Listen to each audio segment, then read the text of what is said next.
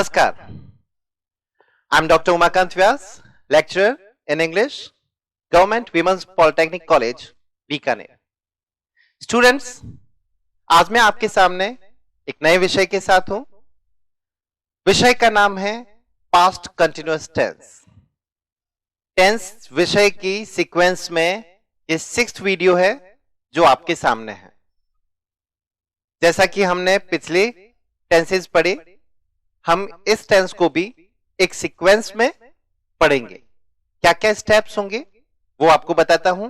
सबसे पहले हम पास्ट कंटिन्यूअस टेंस का यूसेज क्या है, कॉन्सेप्ट क्या है, या क्या सिचुएशंस है जब इस टेंस का प्रयोग करते हैं. दूसरी सिचुएशन हम वो देखेंगे कि इसमें मेन वर्ब और हेल्पिंग वर्ब क्या प्रयोग होती है.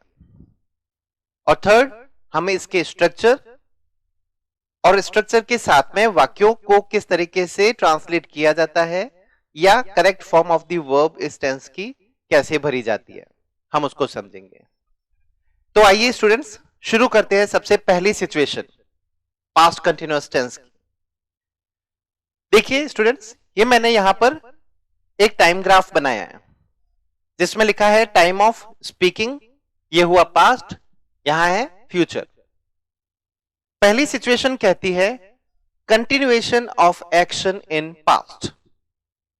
पास्ट इंडेफिनिट में हमने पढ़ा था कि पास्ट में कहीं पर भी कोई एक्शन हो, उसके होने को बताना है, कंप्लीशन को बताना है, तो वो होता है पास्ट इंडेफिनिट. लेकिन पास्ट के किसी समय में किसी एक्शन के जारी रहने को बताना है. एक एग्जांपल आपके सामने रखता हूं. जैसे मैंने ये कहा कि कल मैं तुम्हारे घर आया, तुम घर पे नहीं थे.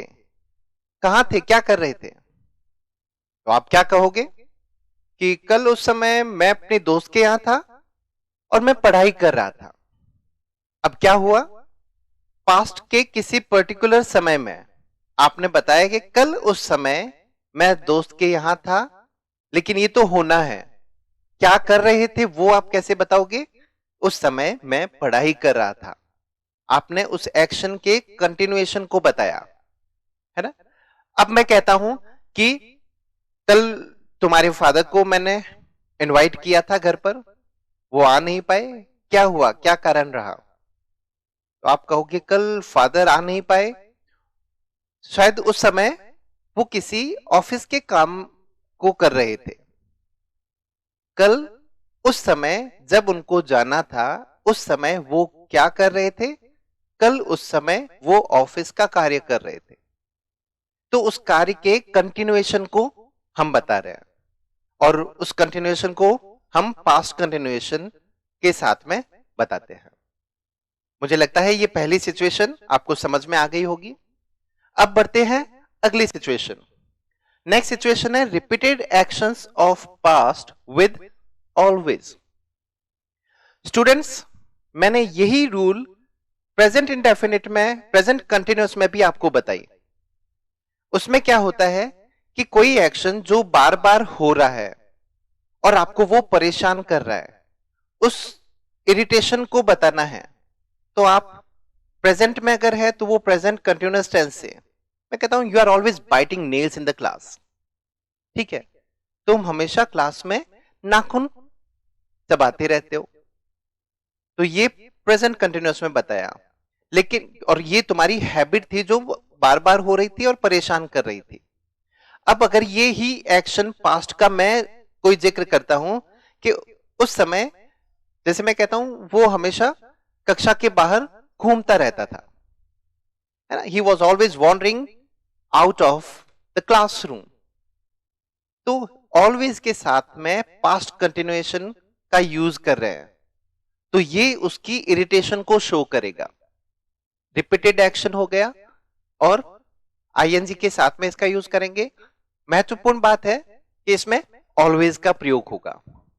ही वॉज, जैसे मैं कहता हूं कि वह हमेशा कक्षा में इधर उधर देखता रहता था, है ना. He was always moving eyes here and there in the class while I was teaching. जब मैं पढ़ाता था तो वो अपनी आंखें इधर उधर घुमाता रहता था. ऑलवेज के साथ में आईएनजी का यूज किया, रिपीटेड एक्शन हुआ. ये हुई सेकंड सिचुएशन। थर्ड सिचुएशन में मैंने लिखा है व्हेन एंड व्हाइल। ये क्या है? ये कनेक्टिव्स है, व्हेन और व्हाइल दोनों का लगभग एक पैरेलल जैसे यूज है। दो सिचुएशन है, पास्ट में दो एक्शन पैरेलल अगर हो रहे हो, पहली सिचुएशन जो थी वही अगर दो एक्शन पैरेलल बताने हैं, है ना। जैसे मैं कहता हूं कि मैं कक्षा में पढ़ा रहा था, कुछ बच्चे बाहर गप्पे लड़ा रहे थे। दो एक्शन एक ही समय में पैरेलल हो रहे हैं। मैं कक्षा में पढ़ा रहा था और कुछ बच्चे बाहर गप्पे लड़ा रहे थे। I was teaching in the class while some students were gossiping out of the class. दो एक्शन एक ही समय में चल रहे हैं पास्ट में, दोनों को कंटिन्यूएशन को बताना है, पास्ट कंटिन्यूएशन से ये होगा। या मैं कहता हूं कि जब मैं न्यूज देख रहा था, मेरे फादर एक आर्टिकल लिख रहे थे। एक ही समय में दो पैरेलल एक्शन का होना ये बताना है और जारी रहने को बताना है। मैं कहता हूं I was watching news while my father was writing an article. Past में दो एक्शन पैरेलल हुए। अब when से भी ये बता सकते हैं। when में एक और सिचुएशन इसमें हो सकती है कि दो एक्शन में एक एक कंप्लीशन को बताते हैं और उस कंप्लीशन के समय दूसरा एक्शन जारी रह रहा था। अब कैसे? कल मैं तुम्हारे घर आया, तुम सो रहे थे। कल मेरा आना ये एक्शन के कंप्लीशन को बता रहा है, एक्शन हो गया। When I came to your house yesterday, जब मैं तुम्हारे घर आया, तुम क्या कर रहे थे? You were sleeping, तुम उस समय सो रहे थे। तो you were sleeping when I came to your house. आई बात समझ में? एक एक्शन कंप्लीटेड हुआ, दूसरा उस समय चल रहा था। या फिर दूसरी सिचुएशन थी कि एक ही समय में, पास्ट के समय में दो एक्शन एक साथ पैरेलल चल रहे हो, उसको बताना हो। तो ये हुई लास्ट सिचुएशन जब पास्ट कंटिन्यूअस का यूज होता है। लेकिन इन जितनी भी बातों को मैंने आपको बताया है, उनको किस तरीके से इंग्लिश में बताएंगे आप, तो ये बताने के लिए आपको बढ़ना पड़ेगा आगे। सेकंड स्टेप पे आते हैं। सेकेंड स्टेप में मैंने लिखा है इसमें क्या मेन वर्ब यूज होती है, क्या हेल्पिंग वर्ब यूज होती है। पास्ट कंटिन्यूअस की मेन वर्ब होती है वर्ब की फर्स्ट फॉर्म के साथ में ING, first form plus ING, ये हुई मेन वर्ब। हेल्पिंग वर्ब इसमें क्या यूज होती है? वॉज, वर। ठीक है, यहां पे ये हुई। अब आगे बढ़ते देखो, क्योंकि फर्स्ट फॉर्म आईएनजी तो फिक्स है मेन वर्ब, लेकिन हेल्पिंग वर्ब जो है वो वॉज और वर दो यूज कर रहे हैं। दोनों को कैसे करते हैं सॉल्व, देखते हैं। ही, शी, इट, आई और एनी सिंगुलर नाउन के साथ में वॉज का प्रयोग करते हैं। अगर हमारा स्पीकर सब्जेक्ट जो है वो सिंगुलर हो, एक वचन हो, तो एक वचन के साथ में वॉज का यूज करेंगे। एक वचन में आएंगे ही, शी, इट, और यहां पर आई को भी सिंगुलर मानेंगे और इसके अलावा कोई सिंगुलर नाउन हो, एक वचन संज्ञा हो, तो उसके साथ में वॉज का यूज करते हैं। या फिर नेक्स्ट रूल है यू, वी, दे और एनी प्लूरल नाउन। कोई बहुवचन संज्ञा है, स्टूडेंट्स ये बहुवचन संज्ञा है, फ्लावर्स ये बहुवचन संज्ञा है, बर्ड्स बहुवचन संज्ञा है, इसके साथ में वर का प्रयोग होता है। विशेष बात इसमें आई को ध्यान में रखना है, आई के साथ में भी वॉज का यूज होगा, इसको सिंगुलर मानेंगे। थर्ड स्टेप पे आते हैं। ये वॉज और वर हुई। हम स्ट्रक्चर पहले टेंसेस में भी समझ चुके हैं कि अगर अफर्मेटिव का सेंटेंस होता है तो उसका क्या स्ट्रक्चर होता है, ये आपके सामने है। अगर सेंटेंस अफर्मेटिव है तो subject was, were, first form ING और object. Subject was, were, first form plus ING and then object. ये हुआ अफर्मेटिव का स्ट्रक्चर। इंटेरोगेटिव है तो ये जो वॉज, वर है इसको आप आगे रख देंगे। जैसे ये वॉज, वर है, ये आ जाएगा सब्जेक्ट से पहले और क्वेश्चन मार्क पीछे आ जाएगा। अगर ये नेगेटिव है तो सब्जेक्ट वॉज वर और यहां पर नॉट आ जाएगा। ये हुआ नेगेटिव का स्ट्रक्चर। और इंटेरोगेटिव और नेगेटिव दोनों होता है तो वॉज वर आगे आएगा, नॉट मेन वर्ब से जस्ट पहले। तो was were subject, not first form ING and then object. ये होता है इसका स्ट्रक्चर। तो यहां तक मैंने जो बातें बताई हैं, अब उनकी हम एप्लीकेशंस देखते हैं। वो वाक्य जो मैंने अभी तक आपको बताए थे, हम उनको कुछ ट्रांसलेट करते हैं, उनको अप्लाई करके देखते हैं।